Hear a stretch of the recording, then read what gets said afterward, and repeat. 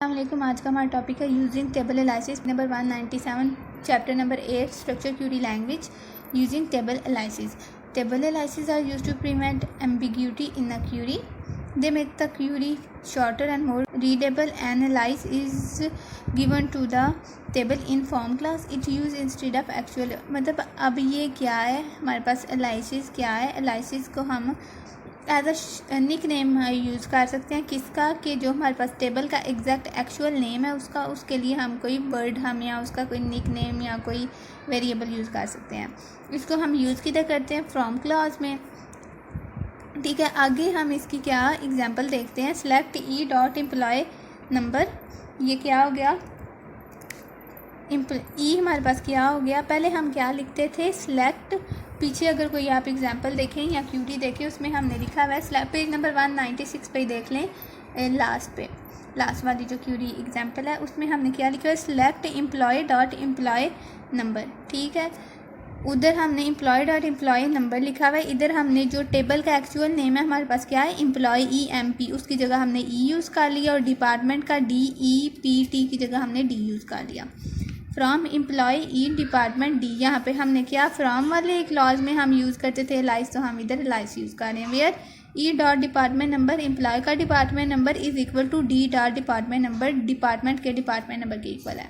ठीक है, इसका मतलब कि जो हमारे पास रिज़ल्ट आना है 198 पे, वो कैसे आया कि जो डिपार्टमेंट वाला टेबल का डाटा है और जो एम्प्लॉय वाले टेबल का डाटा है वो एक शर्त पे हमें शो होगा कि जो डिपार्टमेंट नंबर एम्प्लॉय का है और जो डिपार्टमेंट नंबर डिपार्टमेंट वाले टेबल में है वो दोनों आपस में इक्वल होंगे, तो तब हमारा डाटा शो होगा। आगे नेक्स्ट टॉपिक है self join. Self join is a type of join in which a table is join with itself, यानी कि एक टेबल के किसी एक ही कॉलम को हम उसी टेबल के किसी दूसरे कॉलम से जॉइन करते हैं। एग्जाम्पल आगे, write a query that display employee number employee name of employee along with the MGR। अब क्या किया हमने, select E dot employ number, E dot employee name, E dot MGR, M dot E name और manager. M dot E name, M मतलब manager, E name employee के table में से जो एम्प्लॉय का नेम है, मैनेजर जो मैनेजर होगा। उसके बाद from employ E employ M। अब इधर हमने M किसके लिए यूज़ किया है, मैनेजर के लिए, और एम्प्लॉय हमने किसके लिए यूज़ की, ई किसके लिए यूज़ किया, एम्प्लॉय के लिए। Where E dot MGR is equal to M dot employ number, जो MGR है वो एम्प्लॉय के नंबर के इक्वल हो। ठीक है, ये जब क्यूरी परफॉर्म होगी तो हमारा नीचे ये रिज़ल्ट आ जाएगा। ठीक है, अब हमारा क्या हुआ है, हमने एम्प्लॉय का MGR है वो किसके इक्वल होगा, मैनेजर के एम्प्लॉय नंबर से। अब ये नीचे जो हमारे पास रिज़ल्ट आया वो देखो कि ई डॉट MGR जो आ रहा है वो हमारे पास, ये ई डॉट MGR का डिपार्टमेंट नंबर हमारे पास एम्प्लॉय नंबर क्या है, 7369, और मैनेजर का भी 7369 है। तो ये दोनों के जो एम्प्लॉय नंबर है सेम है, तो इस वजह से ये शो हुआ। क्योंकि हम ये एक ही टेबल से ले रहे हैं तो उनका एम्प्लॉय नंबर तो सेम ही आ रहा होगा ना, एम्प्लॉय नंबर, तो उस लिहाज से हमने ये सारा शो करवा देना है। आगे outer join. The outer join extends the result of simple join. It returns all rows returned by simple join as well as those rows for one table that do not match any row from other table. The symbol plus represent outer join. यानी कि इसमें क्या होगा, इसकी जो second वाली line है, it return all rows returned by simple join. Simple join के ज़रिए ये वापस जो सा रिटर्न करेगी तमाम रोज़ को, और साथ ही साथ उन रोज़ को भी करेगी जिनका डाटा आपस में मैच ही नहीं करता। मतलब अगर एक टेबल की रो दूसरे टेबल की रो के साथ मैच नहीं करती फिर भी वो शो होगी। ठीक है, और जो प्लस वाला सिंबल क्यों यूज़ होता है वो हम आउटर जॉइन को शो करने के लिए यूज़ करते हैं। और क्या होता है कि हम क्या प्लस सिंबल इसलिए भी यूज़ करते हैं कि वो टेबल को ज्वाइन करने के लिए भी यूज़ होता है और सारी रो को शो करवाने के लिए भी। एग्जांपल है employee dot employee, employee dot E name, employee dot department number, department dot department name, department location from employee और department, where employee dot department plus department dot department number. ये सारा हो गया। उसके बाद ये क्यूरी लागी कि जो हमारा टेबल है वो एम्प्लॉय का डिपार्टमेंट नंबर और डिपार्टमेंट का डिपार्टमेंट नंबर क्या होगा, आपस में सेम होगा और जिनका सेम होगा वो हम शो करवा देंगे।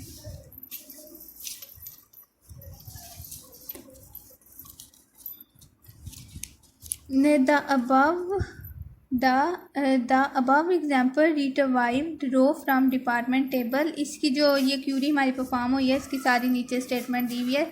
That do not have any matching record in employee table because of the presence of an outer join operator। Outer join symbol is used for employee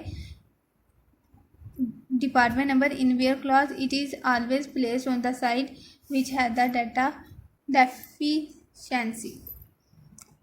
आगे subquery, subquery a query within a query is called subquery. ठीक है, अब इसका भी वही है जैसे हमने वो लूप पढ़ी थी, या loop with in a loop is called nested loop. इसका भी यही है कि हमारा क्या होगा कि जो हमारी होगी आउटर वो हम पहले सॉल्व करेंगे और जो इनर होगी वो हम बाद में करेंगे। द सब नीचे उसका सिंटैक्स लिखा हुआ है, select list from table where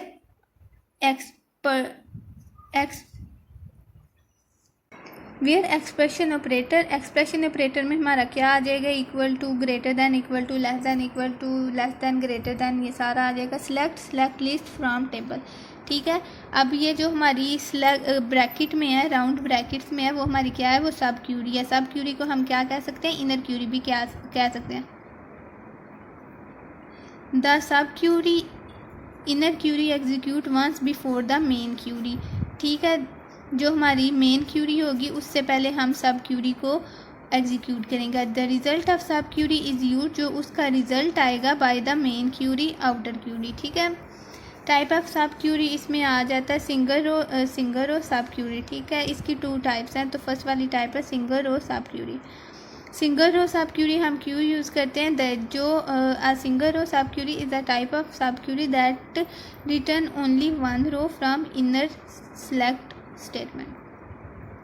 जो हमारी होती है सब क्यूरी वो हम क्यों यूज़ करते हैं कि वो हमें सिर्फ एक ही वैल्यू के साथ हमें उसे कंपेयर करना पड़ता है। उसके बाद जो हमारी इनर क्यूरी होती है वो जो हमें रिज़ल्ट देती है वो क्या देती है, सिर्फ एक ही रो देती है, रिटर्न ओनली वन रो दे।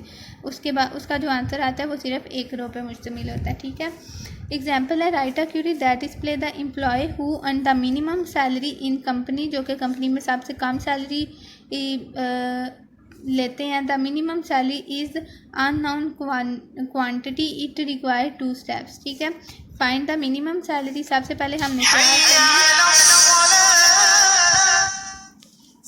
हमने क्या करना है, हमने अपनी हमने मिनिमम सैलरी फाइंड आउट करनी है। उसके बाद find the employ who earn the minimum salary, और दूसरा स्टेप हमारे पास क्या है, हमने करना है कि हमारी वो वाले हमने एम्प्लॉय लेने हैं कि पहले हमने क्या करना है, जो सबसे कम सैलरी है वो फाइंड आउट करनी है, और फिर हमने क्या करना है, वो एम्प्लॉय फाइंड आउट करने हैं जो हमारी ये सैलरी अर्न करते हैं, जो सबसे कम सैलरी अर्न करते हैं। तो जब हमने मिनिमम सैलरी फाइंड आउट करनी है उसके लिए हम क्या करेंगे, सिलेक्ट मिन सैलरी फ्रॉम एम्प्लॉय के टेबल से जो मिनिमम सैलरी है वो शो करवाए।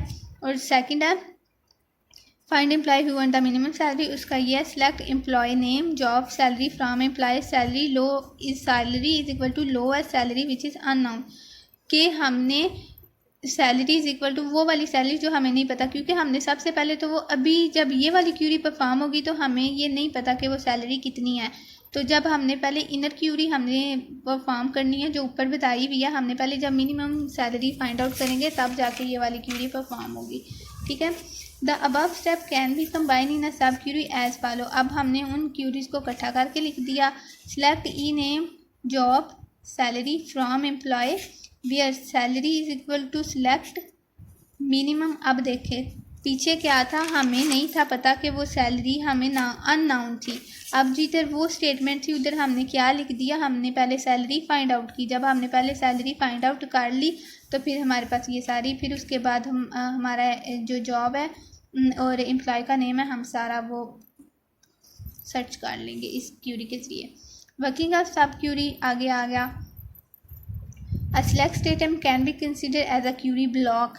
The above example consists of two query. जो ऊपर वाली एग्जाम्पल है उसको यूज़ करके ये आपको वर्किंग बता रहे हैं कि उसमें दो क्यूरीज थी, मेन क्यूरी थी और इनर क्यूरी थी। ठीक है, the inner select query is executed first. जो इनर सेलेक्ट क्यूरी होती है वो हम पहले परफॉर्म एग्जीक्यूट करते हैं, उसके बाद जो उसका रिज़ल्ट आता है उसको मेन क्यूरी के साथ हम क्या कर देते हैं, कंपेयर कर देते हैं। उसके बाद हमें हमारा एग्जैक्ट आंसर मिल जाता है। अब आप देखें कि क्या था, सिंगल सब क्यूरी की, सिंगल रो सब क्यूरी क्या था, वो हमें सिर्फ एक वैल्यू रिटर्न कर दी है, एक रो रिटर्न कर दिया, तो वो हमारे पास ऊपर एक रो ही आई है। ठीक है, अब मल्टीपल सब क्यूरी में क्या होगा कि वो हमें मल्टीपल रो रिटर्न करेगी। ठीक है, जैसे ऊपर 1 आया है, इधर भी हमने पहले इनर क्यूरी एग्जीक्यूट करनी है, उसके बाद हमारी वो वैल्यू आएगी, उसको हमने मेन क्यूरी के साथ उसका कंपेयर कर देना है। तो इसमें हमारे पास ऊपर आंसर हमें सिंगल रो में आएगा, इधर हमें आंसर डबल रो में मल्टीपल रो में आएगा।